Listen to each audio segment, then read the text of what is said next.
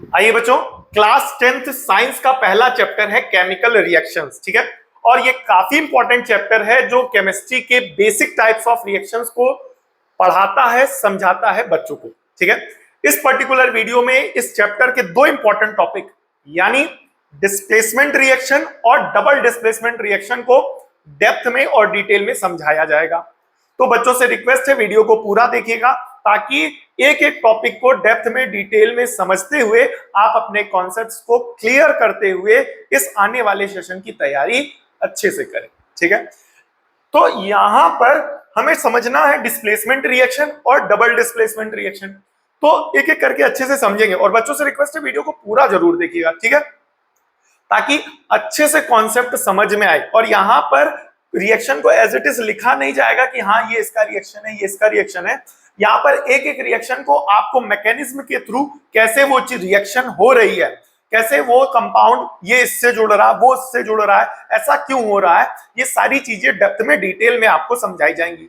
ठीक है, तो वीडियो को पूरा देखिएगा, मिस मत करिएगा। ठीक है, जो रिएक्शन आप रटते हुए हैं अभी वो आपको अच्छे से समझ में आएगा। ठीक है, आइए समझते हैं क्या होता है डिस्प्लेसमेंट रिएक्शन। तो आप सभी को पता होगा डिस्प्लेसमेंट रिएक्शन यहां पर क्या होता है, ध्यान से सुनना कि आप सभी को पता है मेटल्स होते हैं, काफी सारे मेटल्स होते हैं। तो क्या हर मेटल की रिएक्टिविटी या हर एलिमेंट की रिएक्टिविटी एक जैसी होती है? द आंसर इज नहीं। हर एलिमेंट की रिएक्टिविटी अलग अलग होती है, कोई कम रिएक्टिव होता है, कोई ज्यादा रिएक्टिव होता है। तो उसी सीरीज में जब कभी भी आपका कोई ऐसा कंपाउंड हो वहां पर मेटल लगाओ, और अगर आप उस कंपाउंड की रिएक्शन किसी दूसरे मेटल से कराएं और उस मेटल की रिएक्टिविटी उस पर्टिकुलर दूसरे मेटल से ज्यादा हो, तो होगा क्या कि वो जो ज्यादा रिएक्टिव मेटल है वो उसको डिस्प्लेस कर देगा।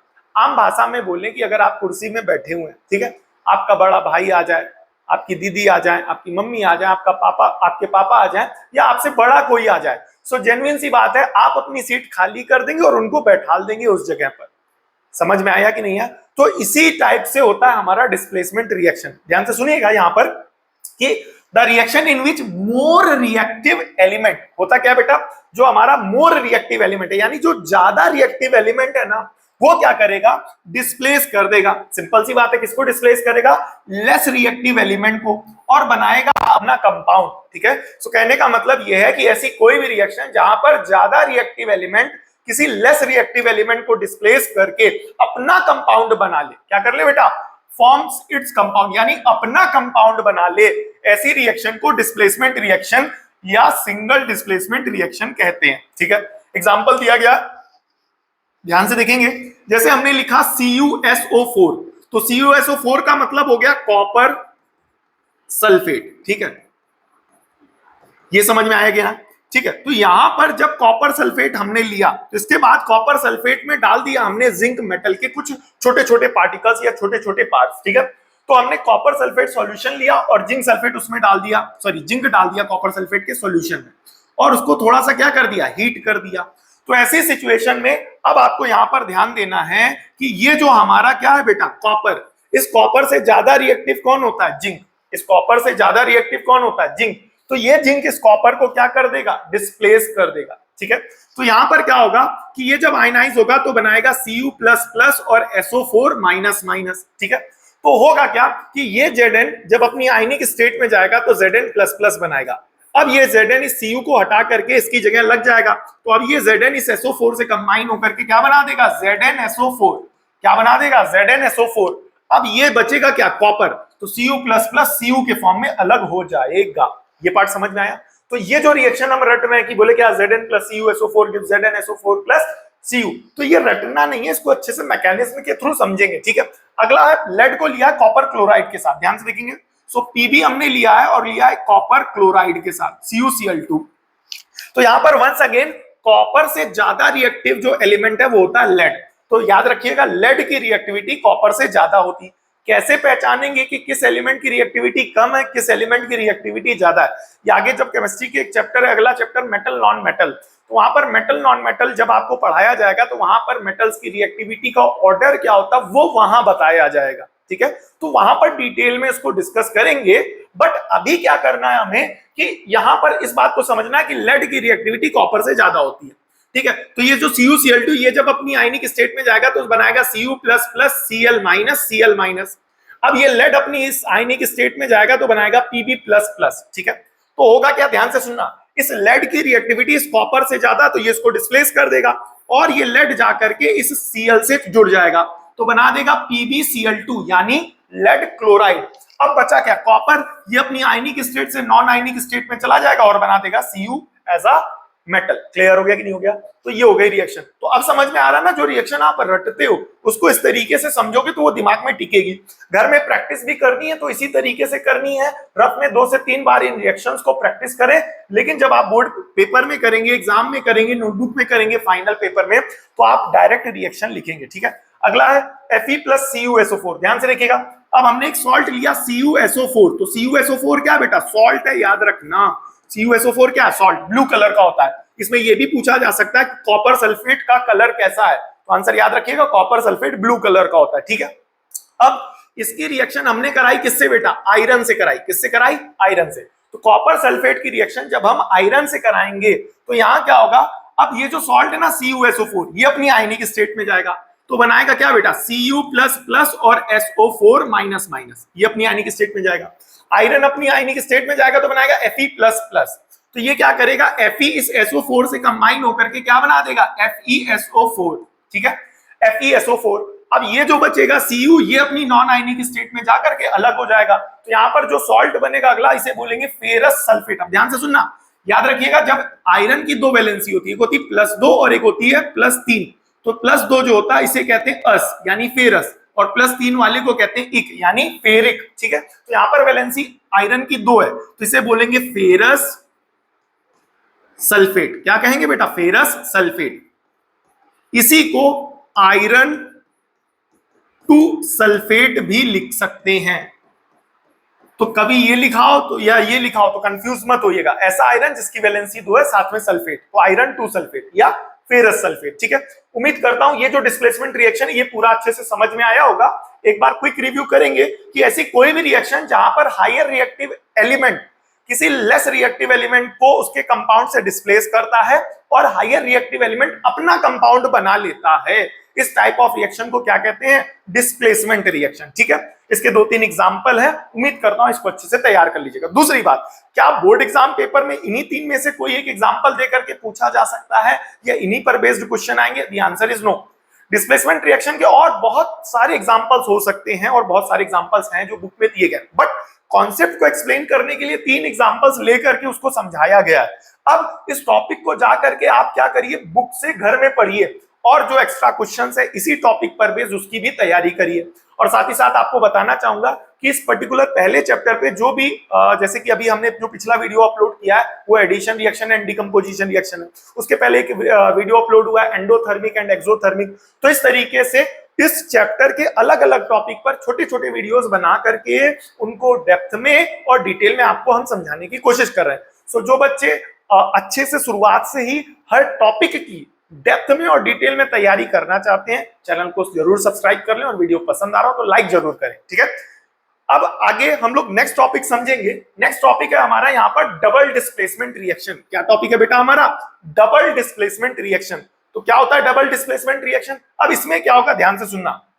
अब ऐसी कोई भी रिएक्शन, क्या बेटा, ऐसी कोई भी रिएक्शन जिसमें 2 डिफरेंट आयंस और group of atom in the reactant molecule are displaced by each other is called double displacement reaction. मतलब ऐसी कोई भी रिएक्शन जहां पर 2 अलग अलग आयन आपस में एक दूसरे को एक्सचेंज कर लेते हैं, इस टाइप ऑफ रिएक्शन को क्या कहते हैं, डबल डिस्प्लेसमेंट रिएक्शन कहते हैं। ठीक है, अच्छा, अब यहां पर इस बात को ध्यान दीजिएगा कि in most of these reaction, मतलब ज्यादातर जो डिस्प्लेसमेंट रिएक्शन है, ज्यादातर जितनी भी डबल डिस्प्लेसमेंट, सॉरी ज्यादातर ये जो रिएक्शन, ये मतलब डबल डिस्प्लेसमेंट रिएक्शन होती है, इसमें एक इनसॉल्युबल सब्सटेंस बनता है।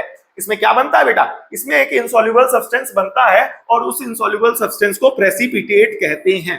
तो मतलब जितनी भी हमारी डबल डिस्प्लेसमेंट रिएक्शन होती हैं उनमें से ज्यादातर रिएक्शंस ऐसी होती हैं कि उसमें एक प्रेसिपिटेट का फॉर्मेशन होता है, याद रखिएगा। क्लियर हो गया कि नहीं हो गया, इसी चीज को घुमा करके पूछा जा सकता है। नाउ द नेक्स्ट, अब एक एक रिएक्शन को उसके मैकेनिज्म के साथ समझेंगे। तो यहां पर सबसे पहली कोशिश यही है कि नया सेशन स्टार्ट हुआ है, अच्छे से एक एक टॉपिक के कॉन्सेप्ट को अच्छे से डेप्थ में डिटेल में समझो। बिकॉज जिस हिसाब से बोर्ड वाले पेपर बना रहे हैं ना, अगर आप केवल आखिरी के 3 महीने या आखिरी के 3 महीने केवल क्वेश्चन बैंक तैयार करने में विश्वास रखते हो, या आखिरी के 3 महीने तैयारी करने में विश्वास रखते हो, या आखिरी के 3 महीने पीवाईक्यूज लगा डालो और आपके 80% ऊपर आएंगे, तो अगर आपकी सोच ऐसी है तो मैं आपको बताना चाहूंगा बोर्ड वाले अब ऐसा कुछ बिल्कुल नहीं कर रहे हैं। 30-40% वही पुराने इंपॉर्टेंट क्वेश्चंस लिख रहे हैं और अदरवाइज वो नए क्वेश्चंस फ्रेम करके बोर्ड एग्जाम पेपर में बच्चों से पूछ रहे हैं। तो उसी हिसाब से, बिकॉज पिछले सेशन में बच्चों को झटका लगा है, इस सेशन आपको झटका ना लगे, इसलिए अभी से वैसी तैयारी करना चालू कर दीजिए, वरना आने वाला बोर्ड एग्जाम काफी टफ होने वाला है। ठीक है, मैं पहले बता दे रहा हूं। ठीक है, अब यहां पर अगला एग्जांपल लिया गया है कि यहां पर लिया गया Na2SO4। क्या लिया गया? Na2SO4। ठीक है, और जो दूसरा कंपाउंड लिया गया वो है आपका BaCl2 यानी बेरियम क्लोराइड। ठीक है, ये हो जाएगा BaCl2। तो अब ये दोनों अपनी आयनिक स्टेट में जाएंगे, तो जब Na अपनी आयनिक स्टेट में जाएगा तो बनाएगा Na+, और ये बनाएगा SO4-। BaCl2 क्या बनाएगा? Ba++, और ये बनाएगा Cl-, ये बनाएगा Cl-। तो अब क्या होगा, ध्यान से देखना। अब यहां पर क्या होगा बेटा ना, कि ये जो Na है इस Cl से कंबाइन होगा, ये Na इस Cl से कंबाइन होगा और NaCl बन जाएंगे कितने बेटा? 2। ठीक है, अब ये जो Ba है इस SO4 से कंबाइन होकर के, क्योंकि Ba के पास 2 प्लस है और SO4 के पास 2 माइनस है, तो ये दोनों आपस में कंबाइन होकर के क्या बना देंगे? BaSO4 यानी बेरियम सल्फेट। ठीक है, नेक्स्ट है आपका AgNO3 प्लस NaBr। ध्यान से देखेंगे, AgNO3 यानी सिल्वर नाइट्रेट, और अगला कंपाउंड है AgBr। क्लियर हो गया? तो इसको भी अच्छे से समझते हुए चलेंगे। अब AgNO3 अपनी आयनिक स्टेट में जाएगा तो बनाएगा Ag++ और NO3-। क्लियर हो गया कि नहीं हो गया? हाँ सॉरी, NaBr है, AgBr नहीं है। ठीक है, यहां पर NaBr है। ठीक है, सोडियम ब्रोमाइड NaBr। क्लियर हो गया? तो सिल्वर नाइट्रेट क्लियर हो गया, और यहां पर ये जो Ag की वैलेंसी आएगी ये Ag+ आएगी। ठीक है, अब यहां पर क्या होगा? NaBr, तो ये जब अपनी आयनिक स्टेट में जाएगा Na+ और Br-। क्लियर हो गया कि नहीं हो गया? तो अब यहां पर क्या करेंगे, इसका कैटायन उसके एनायन के साथ जाएगा और उसका एनायन इसके कैटायन के साथ जाएगा, तो ये NaNO3 से कंबाइन होकर के क्या बना देगा? Sodium nitrate. क्या बना देगा? Sodium nitrate, NaNO3। अब ये जो बेटा Ag है ये इस Br से कंबाइन हो जाएगा और बना देगा AgBr यानी सिल्वर ब्रोमाइड। क्या बना देगा? Silver bromide. और यहां पर देखिए डाउनवर्ड एरो लगा, तो यानी इस पर्टिकुलर रिएक्शन में सिल्वर ब्रोमाइड किस फॉर्म में होगा? PPT के फॉर्म में होगा, यानी प्रेसिपिटेट के फॉर्म में होगा। इसे ऐसे भी घुमा करके बोल सकते हैं कि सिल्वर नाइट्रेट जब सोडियम ब्रोमाइड से रिएक्ट करता है तो जो प्रेसिपिटेट बनता है वो प्रेसिपिटेट क्या होता है? So the answer is AgBr यानी सिल्वर ब्रोमाइड होगा वो प्रेसिपिटेट फॉर्म में होगा। ये पार्ट समझ में आया कि नहीं आया? चलिए आगे बढ़ते हैं। यहाँ पर NaOH प्लस H2SO4, ध्यान से देखेंगे, ये भी काफी इंपॉर्टेंट एग्जांपल है। NaOH और इसकी रिएक्शन कराई गई H2SO4 से, तो ध्यान से देखेंगे NaOH जब अपनी आयनिक स्टेट में जाएगा बेटा तो बनाएगा Na+ और OH-। ठीक है, H2SO4 क्या बनाएगा? H+H+SO4-। ठीक है, तो अब यहां पर क्या होगा? इसके 2 मॉलिक्यूल्स लिए जाएंगे, तो जब आप इसके 2 मॉलिक्यूल्स लोगे तो Na+ भी 2 हो जाएंगे और OH- भी 2 हो जाएंगे, तो ये दोनों Na इस SO4 से कंबाइन होकर के Na2SO4 बना देंगे। ठीक है, तो ये दोनों Na इस SO4 से कंबाइन होकर के क्या बना देंगे? Na2SO4। अब क्या होगा? ये H इस OH से कंबाइन होगा, ये वाला H इस OH से कंबाइन होगा, तो कितने बन गए? H2O 2। तो इस तरीके से यहाँ पर सोडियम सल्फेट बन जाएगा और वाटर के मॉलिक्यूल रिलीज हो जाएंगे। ठीक है, पर्पस आपको वो क्वेश्चन बताना जो बोर्ड में आएगा, आपके यूनिट टेस्ट में आएगा, ये नहीं है। पर्पस है उस टॉपिक को एक्सप्लेन करना और उसके कुछ बेसिक एग्जांपल्स दे करके उसके कॉन्सेप्ट को क्लियर करना। अब अगर आप वीडियो के थ्रू या यूट्यूब के थ्रू या इस चैनल के थ्रू पढ़ रहे हैं तो अब यहाँ पर आगे आपको क्या करना चाहिए? यहां पर आपको इस बात का विशेष ध्यान देना चाहिए कि जो टॉपिक अब यहां पर पढ़ लिया तो अब इसके नोट्स बना डालो। ठीक है, कि किस तरीके से कौन सी रिएक्शन, कौन किसकी क्या वैलेंसी है, कौन किससे कंबाइन हो रहा है, किस रिएक्शन में क्या क्या होता है। ठीक है, अब इसके बाद क्या करो कि इन्हीं दो टॉपिक को बुक से उठाओ और पढ़ो। बिकॉज देखो एज अ टीचर जब आप भी यहाँ खड़े होगे ना तो एक एक चीज बुक की आप पढ़ाने यहाँ पर समझाने नहीं बैठोगे। ठीक है, काफी सारे एग्जाम्पल्स होते हैं। अब इसकी एग्जाम्पल क्या 3 ही है, यहाँ पर 30 एग्जाम्पल हो सकते हैं, तो जरूरी नहीं है पेपर में इन्हीं 3 एग्जाम्पल में से कोई रिएक्शन आपसे पूछ ली जाए। बचे हुए अगर 30 एग्जाम्पल है, फॉर एग्जाम्पल हम लोग लेकर के चलते हैं, हमने तो 3 एक्सप्लेन किए, बचे कितने? 27। उन 27 में से कोई आपसे पूछ लिया जाएगा तो सो यहां पर चीजों को रटिए नहीं, कॉन्सेप्ट को समझिए और वहां पर उस चीज को अप्लाई करने की कोशिश करिए, ठीक है। सो अगर आप इस तरीके से पढ़ेंगे तो आपकी तैयारी अच्छी होगी, बिकॉज जिस हिसाब से बोर्ड वाले पेपर बना रहे हैं, इंपॉर्टेंट पढ़ना भूल जाइए, केवल इंपॉर्टेंट के चक्कर में मत पढ़िए, शुरुआत से ही अपने कॉन्सेप्ट को क्लियर करते चलिए। अगर आप इस सेशन में अपने मैथ्स और साइंस से जुड़े टॉपिक्स के कॉन्सेप्ट्स अच्छे क्लियर करना चाहते हैं तो हमारे चैनल को जरूर सब्सक्राइब करिएगा, और हमारे चैनल पे जाकर के जो हमारी 2 प्लेलिस्ट हैं, session 26-27 maths class 10, session 26-27 class 10 science, उन दोनों प्लेलिस्ट को फॉलो जरूर करो। और उसमें अभी तक पुरानी जितनी भी वीडियोस अपलोड हुई है ना, उसमें मैथ्स और साइंस के जुड़े हुए हर टॉपिक को आधार बना करके हम अपनी सारी वीडियोस बना रहे हैं। तो एक एक टॉपिक को डेप्थ में, डिटेल में हम एक्सप्लेन कर रहे हैं, तो वहां जाकर के उसको अच्छे से समझिए, तब आपकी तैयारी बहुत अच्छी हो पाएगी। समझ रहे कि नहीं समझ रहे?